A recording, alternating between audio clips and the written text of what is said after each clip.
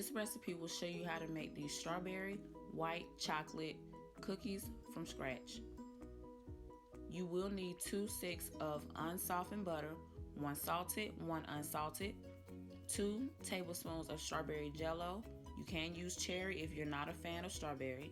2 eggs, 1 cup of sugar, 1 teaspoon vanilla, 1 white chocolate instant pudding box, 3.5 ounce, 2.5 cups of flour, 1 teaspoon of baking soda, 1/4 teaspoon of salt, 1 bag of white chocolate chips.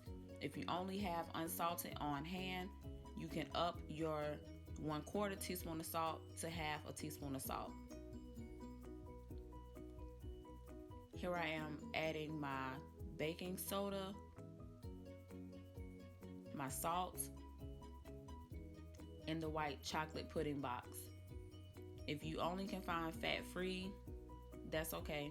It will work the same. It will not alter the taste of the recipe.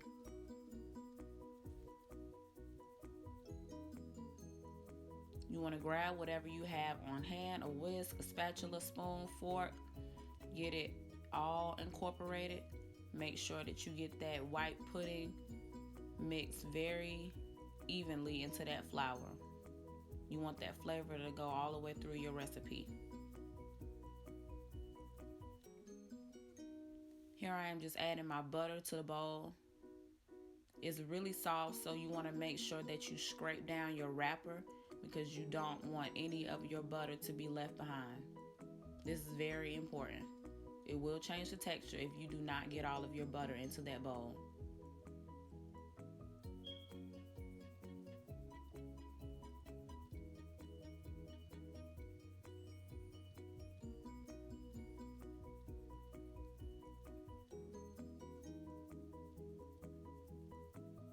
Add your sugar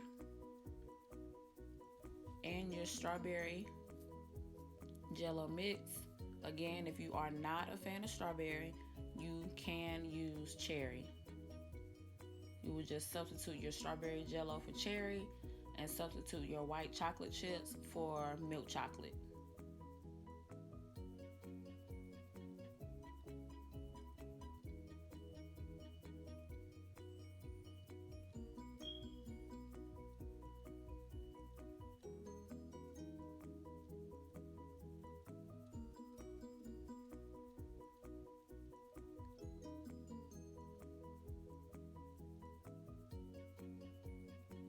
After you have your mix incorporated, spin your beaters to get all of your mix off.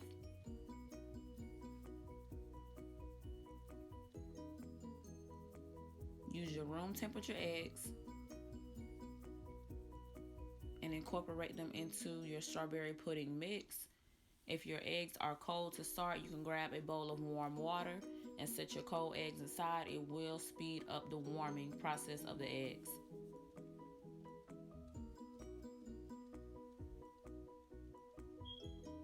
Add your vanilla.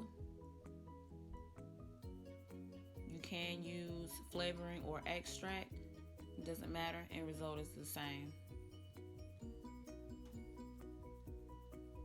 This is your last step that you will be using your hand mixer in, so make sure you get everything really good and incorporated because you will be using your elbow grease from here on out in this recipe.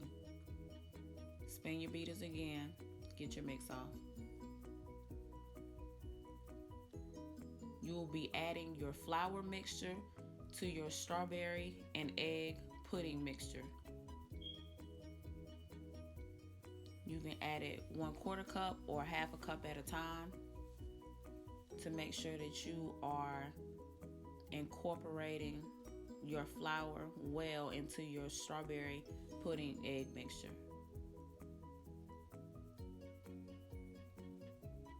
You don't want to see any white, any clumps, any specks. Once you have mixed it in properly, you will not see any flour.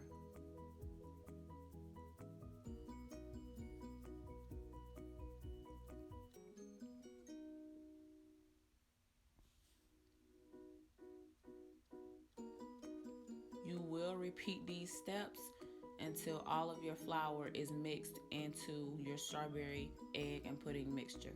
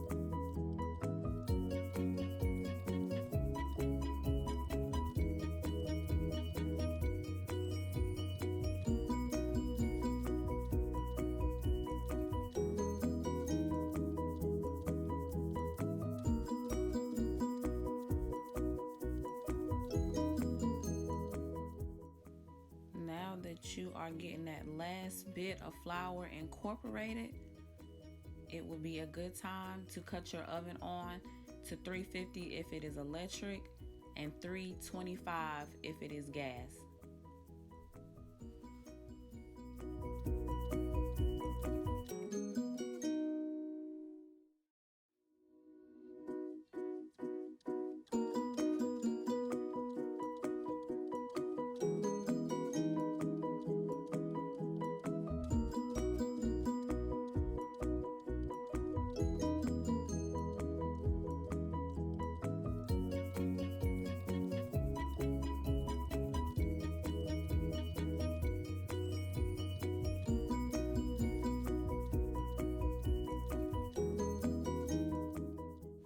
All right, y'all, we are almost at the finish line.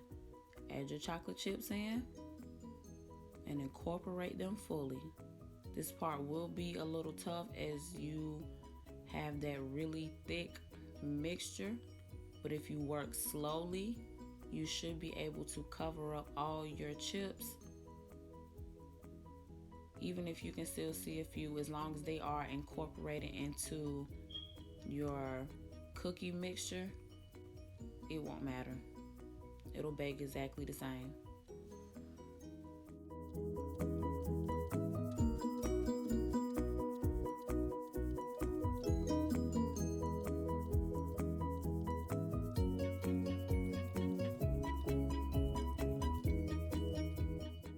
Grab your tablespoon and scoop a rounded tablespoon of your cookie mixture and roll it into a ball. Make sure it's nice and tight and set it on your parchment paper lined baking sheet. This is very important. Do not bake these cookies without parchment paper or they will get really brown and really dark fast. And your cookie will be nice and soft on the top and burnt on the bottom. Place your cookies 1.5 inches to 2 inches apart to make sure that they don't overlap each other in the baking process. I only put about 5 cookies on this baking sheet. In hindsight, I could have put 6 or 8, but it's totally up to you how you want to bake your cookies. Bake your cookies for 9 to 11 minutes, no longer than 12 if you like your cookies on the crisper side.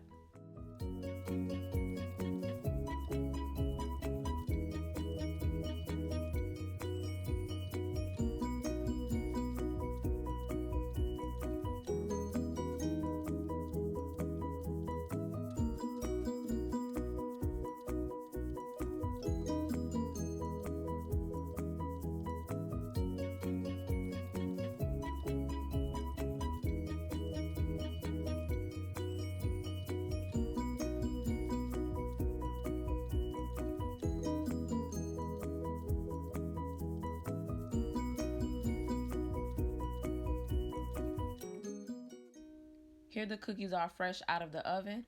As you can see, I'm taking the leftover chocolate chips and I'm pressing them into the tops of the cookies while they are still warm. This step is completely optional.